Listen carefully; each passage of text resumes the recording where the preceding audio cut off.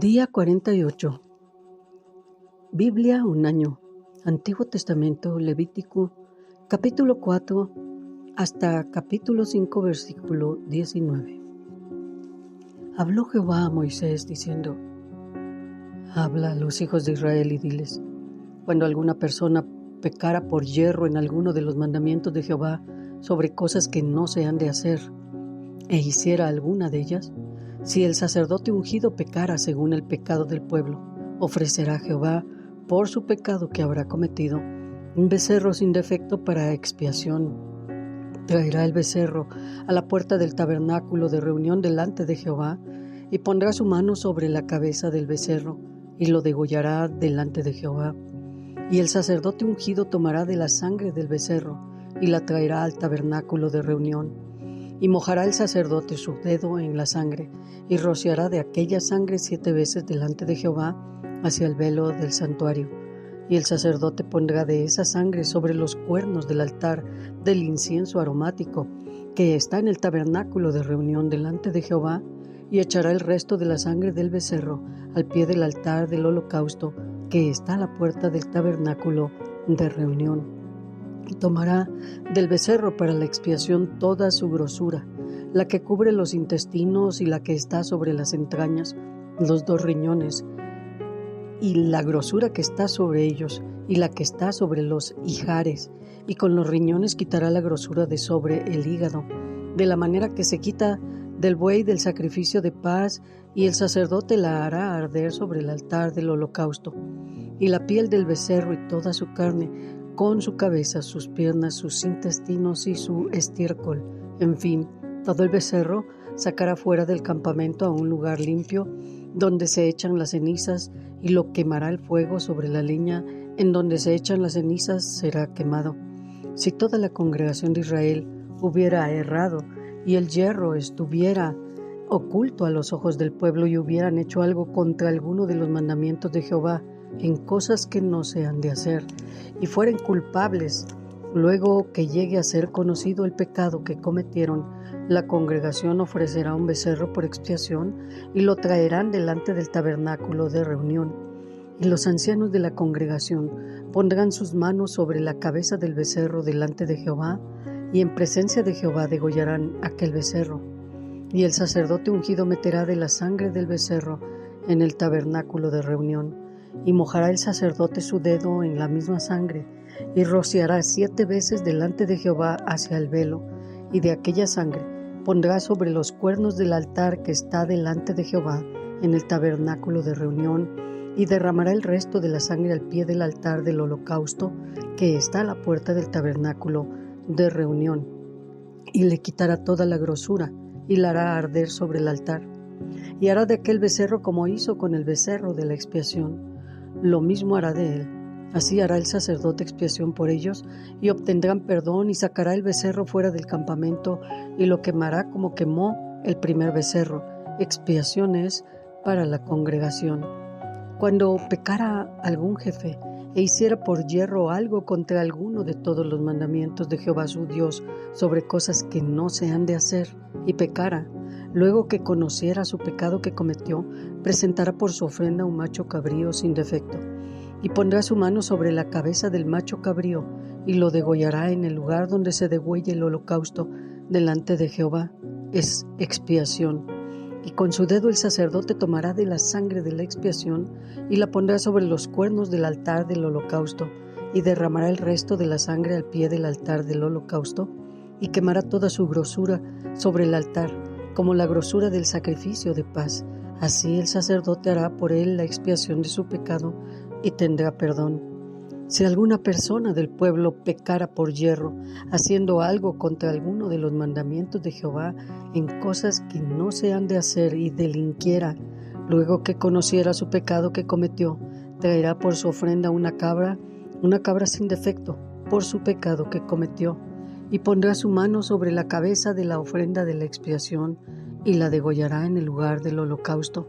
Luego, con su dedo el sacerdote tomará de la sangre, y la pondrá sobre los cuernos del altar del holocausto, y derramará el resto de la sangre al pie del altar, y le quitará toda su grosura, de la manera que fue quitada la grosura del sacrificio de paz, y el sacerdote la hará arder sobre el altar en olor grato a Jehová.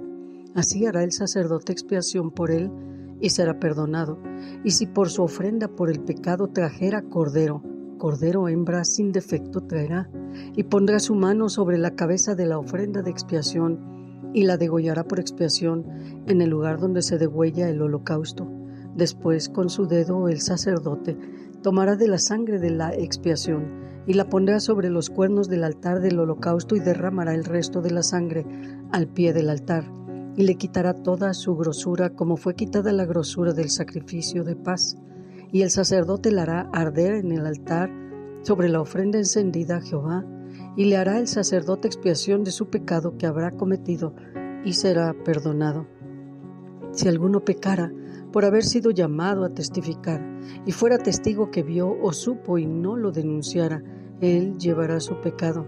Asimismo, la persona que hubiera tocado cualquier cosa inmunda, sea cadáver de bestia inmunda, o cadáver de animal inmundo, o cadáver de reptil inmundo, bien que no lo supiera, será inmunda y habrá delinquido. O si tocar inmundicia de hombre, cualquier inmundicia suya con que fuera inmundo, y no lo echara de ver, si después llegara a saberlo, será culpable. O si alguno jurara a la ligera con sus labios hacer mal o hacer bien, en cualquier cosa que el hombre profiere con juramento y él no lo entendiera, si después lo entiende, será culpable por cualquiera de estas cosas. Cuando pecara en alguna de estas cosas, confesará aquello en que pecó, y para su expiación traerá a Jehová por su pecado que cometió una hembra de los rebaños, una cordera o una cabra como ofrenda de expiación, y el sacerdote le hará expiación por su pecado. Y si no tuviera lo suficiente para un cordero, traerá a Jehová en expiación por su pecado que cometió 2 tórtolas o 2 palominos, el uno para expiación y el otro para holocausto, y los traerá al sacerdote, el cual ofrecerá primero el que es para expiación, y le arrancará de su cuello la cabeza, mas no la separará por completo, y rociará de la sangre de la expiación sobre la pared del altar, y lo que sobrara de la sangre lo exprimirá al pie del altar, es expiación, y del otro hará holocausto conforme al rito. Así el sacerdote hará expiación por el pecado de aquel que lo cometió, y será perdonado. Mas, si no tuviera lo suficiente para 2 tórtolas o 2 palominos, el que pecó traerá como ofrenda la 10ª parte de una efa de flor de harina para expiación. No pondrá sobre ella aceite, ni sobre ella pondrá incienso, porque es expiación. La traerá pues al sacerdote, y el sacerdote tomará de ella su puño lleno para memoria de él, y la hará arder en el altar sobre las ofrendas encendidas a Jehová. Es expiación. Y hará el sacerdote expiación por él en cuanto al pecado que cometió en alguna de estas cosas, y será perdonado, y el sobrante será del sacerdote como la ofrenda de vianda. Habló más Jehová a Moisés diciendo: cuando alguna persona cometiera falta y pecara por yerro en las cosas santas de Jehová, traerá por su culpa a Jehová un carnero sin defecto de los rebaños, conforme a tu estimación en siclos de plata, del siclo del santuario en ofrenda por el pecado, y pagará lo que hubiera defraudado de las cosas santas, y añadirá a ello la 5ª parte, y lo dará al sacerdote, y el sacerdote hará expiación por él con el carnero del sacrificio por el pecado, y será perdonado. Finalmente, si una persona pecara o hiciere alguna de todas aquellas cosas que por mandamiento de Jehová no se han de hacer, aun sin hacerlo, a sabiendas es culpable, y llevará su pecado. Traerá pues al sacerdote para expiación, según tú lo estimes, un carnero sin defecto de los rebaños, y el sacerdote le hará expiación por el yerro que cometió por ignorancia, y será perdonado. Es infracción, y ciertamente delinquió contra Jehová. Y continuamos el Evangelio de San Marcos, capítulo 2, a versículo 13, y capítulo 3, a versículo 6. Después volvió a salir al mar, y toda la gente venía a él y les enseñaba. Y al pasar vio a Leví, hijo de Alfeo, sentado al banco de los tributos públicos, y le dijo: sígueme. Y levantándose, lo siguió. Aconteció que estando Jesús a la mesa en casa de él, muchos publicanos y pecadores estaban también a la mesa juntamente con Jesús, y sus discípulos, porque había muchos que le habían seguido. Y los escribas y los fariseos, viéndolo comer con los publicanos y con los pecadores, dijeron a los discípulos: ¿qué es esto? Que él come y bebe con los publicanos y pecadores. Al oír esto, Jesús les dijo: los sanos no tienen necesidad de médicos, sino los enfermos.